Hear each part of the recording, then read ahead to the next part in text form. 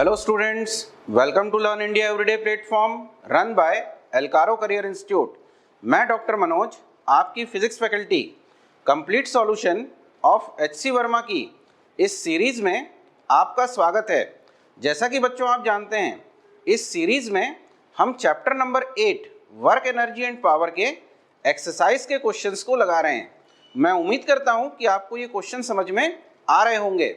उसी सीक्वेंस को आगे बढ़ाते हुए आज हम जो क्वेश्चन यहाँ अटेम्प्ट करने वाले हैं वो है आपका क्वेश्चन नंबर 7। तो चलिए सबसे पहले हम पढ़ते हैं क्वेश्चन को। A man moves on a straight horizontal road with a block of mass 2 kg in his hand. If he covers a distance of 40 meter with an acceleration of 0.5 meter per second square, find the work done by the man on the block during the motion। तो बच्चों question पढ़ के ही आपको समझ आ गया होगा कि ये बहुत ही आसान क्वेश्चन है, लेकिन फिर भी हम एक बार इसको समझ लेते हैं कि ये किस तरह से हमें सॉल्व करना है और क्या वैल्यूज हमें यहाँ गिवन है। तो बच्चों एक स्ट्रेट हॉरिजॉन्टल रोड है जिसके ऊपर एक बंदा है। तो सबसे पहले हम यहाँ एक स्ट्रेट हॉरिजॉन्टल रोड बना लेते हैं और इसके ऊपर एक बंदा है जो मूव कर रहा है और इस बंदे के हैंड के ऊपर एक ब्लॉक रखा हुआ है और इस ब्लॉक का मास हमें दिया हुआ है 2 kg। तो क्वेश्चन में हमें ब्लॉक के लिए मास दे दिया है 2 kg। आगे क्वेश्चन में दिया हुआ है कि इस ब्लॉक को लेके ये बंदा 40 मीटर का डिस्टेंस ट्रेवल करता है। तो डिस्टेंस जो ये बॉय ट्रेवल करता है वो है आपका s = 40 मीटर, लेकिन ये कांस्टेंट वेलोसिटी के साथ यहाँ मूव नहीं कर रहा बल्कि यहाँ एक्सेलरेटेड मोशन है। इस चीज़ को हमें ध्यान में रखना है। और यहाँ हमें एक्सेलरेशन की वैल्यू दी हुई है 0.5 या मैं इसको लिख सकता हूँ ½ मीटर पर सेकेंड स्क्वायर। और बच्चों जैसे ही एक्सेलरेशन यहाँ आ गया, इसका मतलब इस एक्सेलरेशन को प्रोड्यूस करने के लिए इस बॉय को कुछ ना कुछ फोर्स अप्लाई करना पड़ा होगा।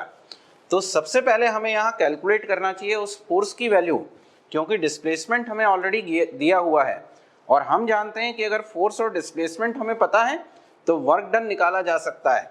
तो इस क्वेश्चन को लगाने के लिए सबसे पहले हमें निकालना है फोर्स। तो अगर फोर्स हम कैलकुलेट करें तो according to Newton second law F = होता है ma। और इस क्वेश्चन में मास हमें दिया हुआ है 2 kg और एक्सेलरेशन की वैल्यू हमें दी हुई है ½ तो मैं अगर इस 2 से 2 को कैंसिल आउट कर देता हूं तो ये बंदा जो फोर्स अप्लाई कर रहा है उसकी वैल्यू है 1 न्यूटन। तो फोर्स अगर मेरा 1 न्यूटन है तो वर्क डन मैं बड़े आसानी से कैलकुलेट कर सकता हूं। वर्क डन = होता है फोर्स इंटू डिस्प्लेसमेंट। और बच्चों इस क्वेश्चन में डिस्प्लेसमेंट हमें दिया हुआ है 40 मीटर। तो फोर्स हो गया 1 न्यूटन और डिस्प्लेसमेंट हो गया मेरा 40 मीटर। तो work done by the boy = 40 joule. तो बच्चों बहुत ही आसान सा क्वेश्चन था, आपको ये समझ में आया होगा। चलिए नेक्स्ट क्वेश्चन के ऊपर आते हैं।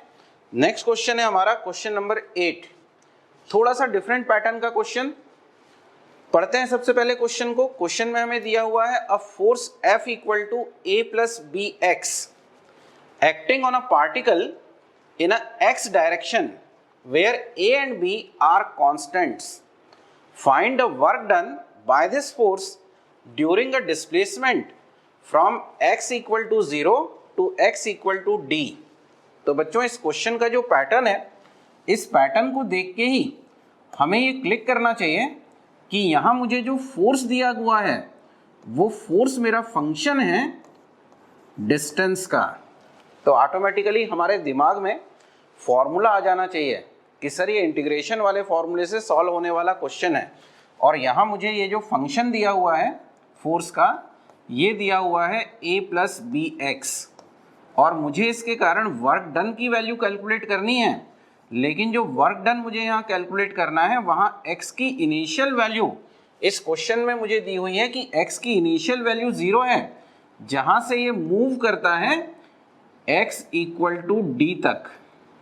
तो हमारा जो डिस्प्लेसमेंट यहाँ होने वाला है वो x = 0 से x = d तक होने वाला है।